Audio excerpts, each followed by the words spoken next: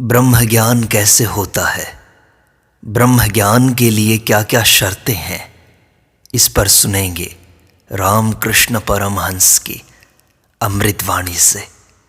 वे कहते हैं, जिस आदमी को भूत ने पकड़ा है वह अगर समझ जाए कि उस पर भूत सवार हुआ है तो भूत तुरंत उसे छोड़ देता है। इसी प्रकार मायाग्रस्त जीव यदि समझ जाए कि वह माया पाश में बंधा हुआ है तो वह शीघ्र ही उससे मुक्त हो सकता है। जो अपने भावों के राज्य में चोरी धोखेबाजी नहीं करता वही परम धाम को पहुंच सकता है, अर्थात सरल विश्वास और निष्कपट भाव से ही सच्चिदानंद की प्राप्ति होती है। एक ने कहा था, वस्तु का मूल स्वभाव कभी नहीं बदल सकता।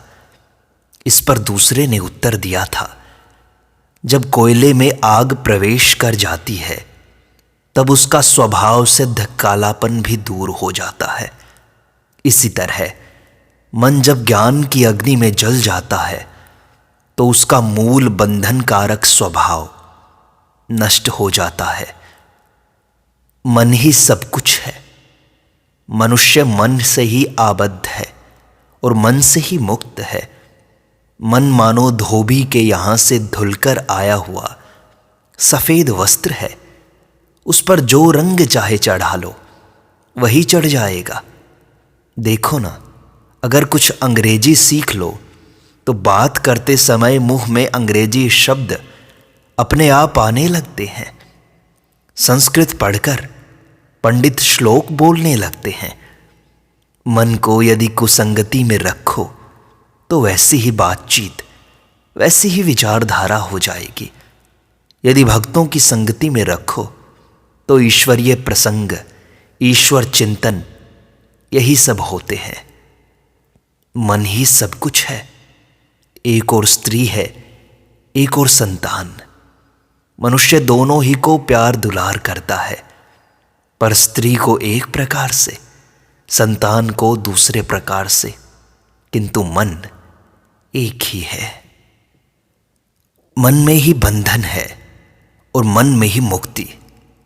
अगर तुम कहो मैं मुक्त हूं, मैं ईश्वर की संतान हूं, मुझे कौन बांध सकता है, तो तुम मुक्त हो ही जाओगे।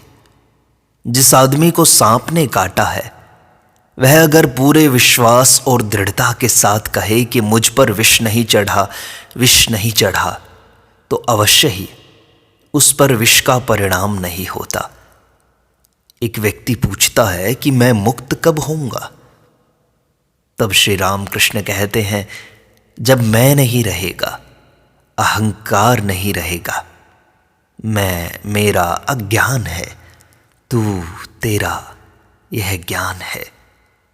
एक शिष्य को किसी के विश्वास को अंधविश्वास कहकर निंदा करते हुए देखकर श्री रामकृष्ण ने कहा था, अच्छा, क्या तू मुझे समझा सकता है कि यह अंधविश्वास क्या होता है? विश्वास तो पूरी तरह अंधा ही होता है। उसे भला आंखें कब होने लगी? या तो कह विश्वास, नहीं तो कह ज्ञान। नहीं तो विश्वास के भीतर भी कुछ विश्वास अंधे हैं और कुछ की आंखें हैं। यह भला कैसी बात हुई? भगवान पर विश्वास न होने के कारण ही मनुष्य को इतना कष्ट भोगना पड़ता है। ब्रह्म ज्ञान के लिए आवश्यक शर्त है विश्वास, दृढ़ विश्वास। शारीरिक लक्षणों पर से भी पता चलता है कि किसके भीतर विश्वास है, किसके नहीं। जिसकी हड्डियां निकली हुई हों, जिसकी आंख भीतर धसी हुई हो, या जो काना हो या एंचाता ना हो, उसे आसानी से विश्वास नहीं होता। दूसरों को मारने के लिए ढाल तलवार की जरूरत होती है। स्वयं को मारने के लिए एक नहरनी ही काफी है। दूसरों को समझाने के लिए अनेकों शास्त्र, दर्शन इत्यादि का अध्ययन करना पड़ता है, पर स्वयं की मुक्ति के लिए किसी एक ही शास्त्र वाक्य पर दृढ़ विश्वास हो तो काफी है। एक ने पूछा कि हिंदुओं के बीच नाना धर्म मत, नाना पंथ प्रचलित हैं, उनमें से कौन सा मत ग्रहण करना चाहिए? तब श्री रामकृष्ण ने कहा, पार्वती ने महादेव से पूछा था, भगवन, सच्चिदानंद की प्राप्ति का मूल उपाय क्या है? महादेव ने कहा, विश्वास। मत या पंथ से कुछ बनता या बिगड़ता नहीं। जिस मत की शिक्षा दीक्षा मिली है, उसे विश्वास के साथ उसी मत के अनुसार साधना करनी चाहिए। विश्वास और ज्ञान में परस्पर संबंध है। विश्वास जितना बढ़ेगा उतना ही अधिक ज्ञान प्राप्त होगा। विश्वास न हो तो ज्ञान की आशा करना व्यर्थ है।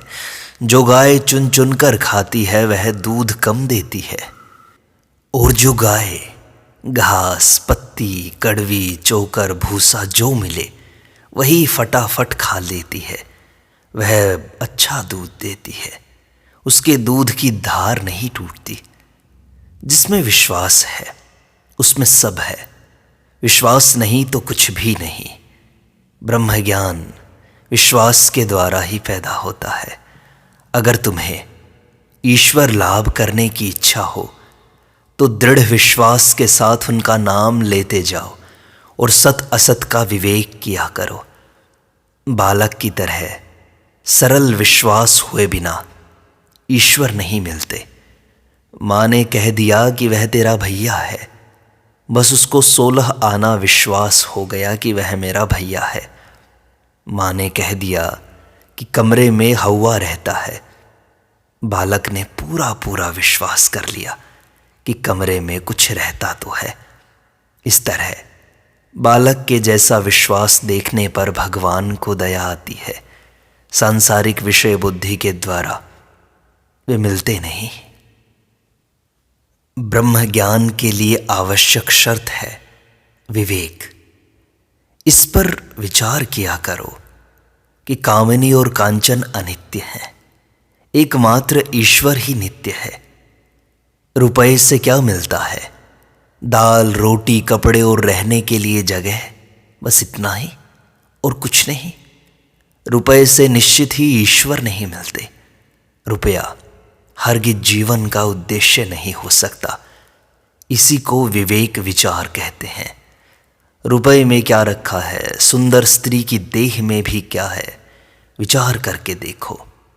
पर आश्चर्य है कि मनुष्य ईश्वर को छोड़कर इन्हीं चीजों में मन लगाता है। विवेक और वैराग्य।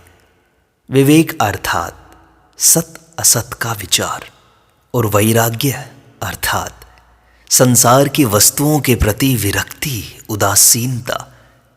यह एकाएक प्राप्त नहीं होता। इसके लिए नित्य अभ्यास करना पड़ता है। कामिनी कांचन का त्याग पहले मन में ही करना पड़ता है, फिर प्रभु की इच्छा से वह त्याग मन से और बाहर भी संभव होता है। अभ्यास योग के द्वारा कामिनी कांचन के प्रति विरक्ति उत्पन्न होती है। यह गीता में है। अभ्यास के द्वारा मन में असाधारण शक्ति पैदा होती है। तब इंद्रिय संयम करने में, काम क्रोध को वश में लाने में कष्ट नहीं उठाना पड़ता। जैसे कछुआ एक बार हाथ पैर समेट लेने पर फिर उन्हें बाहर नहीं निकालता, कुल्हाड़ी से टुकड़े टुकड़े कर डालने पर भी नहीं। कोई पूछे कि क्या संसार मिथ्या है, तो मैं कहूँगा कि जब तक ईश्वर का ज्ञान नहीं होता तब तक मिथ्या है। तब तक मनुष्य उन्हें भूलकर मैं मेरा करते हुए माया में आबद्ध होकर, कामिनी कांचन के मोह में मुग्ध होकर संसार में और भी डूबता जाता है। माया के कारण मनुष्य इतना अंधा हो जाता है कि जाल में से भागने का रास्ता रहने पर भी भाग नहीं पाता। तुम लोग तो स्वयं ही देखते हो कि संसार कैसा अनित्य है। देखो ना, यहाँ कितने लोग आए और चले गए, कितने पैदा हुए और मर गए। संसार इस क्षण है तो दूसरे क्षण नहीं, यह अनित्य है, ऐसा विचार करते रहो और धीरे धीरे तुम्हारा मन निर्मल हो जाएगा और तुम्हें ब्रह्म ज्ञान की प्राप्ति हो जाएगी। तुम्हारा पुरुषार्थ, तुम्हारी उद्यमशीलता भी ब्रह्म ज्ञान की प्राप्ति में एक साधन है। किसान लोग बैल खरीदने जाकर अच्छा बैल कैसे पहचानते हैं जानते हो? इस बारे में वह बड़े जानकार होते हैं। वे बैल की पूंछ पर हाथ लगाकर देखते हैं कि जिस बैल में दम नहीं होता वह पूंछ पर हाथ लगाने से अंग ढीला करके जमीन पर लेट जाता है, परंतु जो बैल फुर्तीला तेज होता है वह पूंछ को छूते ही चिढ़कर उछलने लगता है। किसान लोग ऐसे ही बैल को खरीदा करते हैं। जीवन में सफलता पानी हो तो अपने भीतर पुरुषार्थ, मर्दपना रखना चाहिए। कुछ लोग ऐसे होते हैं जिनमें कोई दम नहीं होता, मानो दूध में भिगोया हुआ चिवड़ा हो, नर्म और ठंडा। भीतर कोई जोर ही नहीं, उद्यम करने का सामर्थ्य नहीं, इच्छा शक्ति नहीं। ऐसे लोग जीवन में कभी सफल नहीं होते। बड़ी मछली पकड़नी हो तो मनुष्य को पानी में बंसी डालकर घंटों धीरज धरकर बैठा रहना पड़ता है, तब कहीं बड़ी मछली फंसती है। इसी तरह जो धैर्य के साथ ध्यान भजन लगातार करता है उसे अंत में ब्रह्म ज्ञान अवश्य मिलता है। जो पुश्तैनी किसान होता है वह 12 वर्ष सूखा पड़ने पर भी खेती नहीं छोड़ता, पर जो आदमी हाल ही में खेती की ओर बढ़ा है वह 1 साल बारिश न हो तो भी खेती करना छोड़ देता है। यथार्थ विश्वासी भक्त सारे जीवन में ईश्वर के दर्शन न मिलने पर भी हताश न होकर साधना नहीं छोड़ते। अगर तैरना सीखना हो तो पहले काफ़ी दिनों तक पानी में हाथ पैर पटकते हुए प्रयत्न करना पड़ता है। एक ही बार में तैरना नहीं आ जाता। इसी प्रकार यदि ब्रह्म सागर में गोते लगाना हो तो पहले कई बार उतरना चढ़ना पड़ता है, एक ही बार में नहीं होता। बछड़ा 20 बार गिरता और 20 बार उठता है, तब कहीं ठीक से खड़ा होना सीखता है। साधना में भी अनेक बार गिरना और उठना पड़ता है, तब जाकर सिद्धि मिलती है। 2 साधक रात्रि के समय स्मशान में जाकर शव साधना करने बैठे। उनमें से एक जन प्रथम पहर में ही सामने उपस्थित होने वाले भीषण दृश्यों को देखकर मारे डर के पागल हो गया, परंतु दूसरे साधक को अंतिम प्रहर में जगदम्बा के दर्शन हुए। तब उसने देवी से पूछा, मां, भला वह पागल क्यों हो गया? बच्चा, इसके पहले कितने जन्मों में कितने ही बार तू भी इस तरह पागल हो चुका है, तब कहीं आज तुझे मेरे दर्शन हुए हैं। तूने मेहनत करनी नहीं छोड़ी, मुझे पाना नहीं छोड़ा, तेरा पुरुषार्थ अविरल है। एक व्यक्ति ने प्रश्न किया, कभी कभी कुछ समय के लिए मन में कैसा उच्च भाव आता है पर वह अधिक समय तक नहीं टिकता, ऐसा क्यों होता है? तब श्री राम कृष्ण ने कहा, बांस की आग जल्दी बुझ जाती है, उसे फूंक फूंक कर प्रज्वलित रखना पड़ता है। मन में उच्च भाव जागृत रखने के लिए निरंतर साधना करनी पड़ती है। घड़े में पानी भरकर छीके पर टांग दो तो कुछ ही दिनों में पानी सूख जाता है, परंतु घड़े को यदि गंगा में डुबाए रखो तो पानी कभी नहीं सूखता। इसी भांति जो 1-2 दिन प्रेम भक्ति करके ही निश्चिंत रहता है, उसकी भक्ति 2 दिन में छींके पर टंगे घड़े के पानी की तरह सूख जाती है। परंतु जो ईश्वर के प्रेम में नित्य डूबा रहता है, उसकी प्रेम भक्ति कभी नहीं सूखती।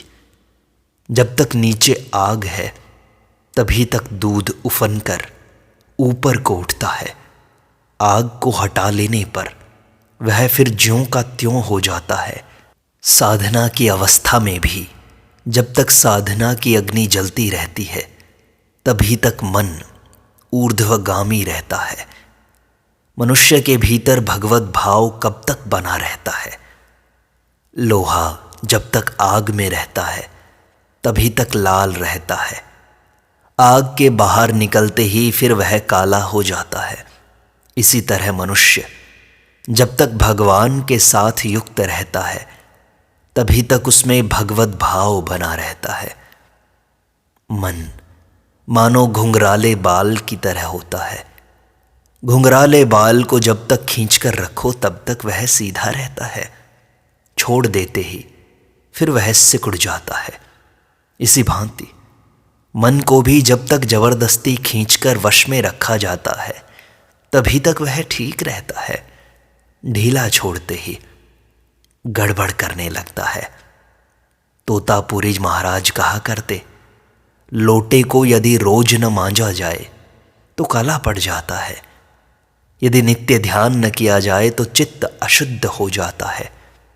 इसके उत्तर में श्री राम कृष्ण ने एक बार कहा था, लोटा अगर सोने का हो तो न मांजने पर भी काला नहीं पड़ता, अर्थात सच्चिदानंद की प्राप्ति हो जाने पर फिर जप तप इत्यादि साधनों की आवश्यकता नहीं रह जाती।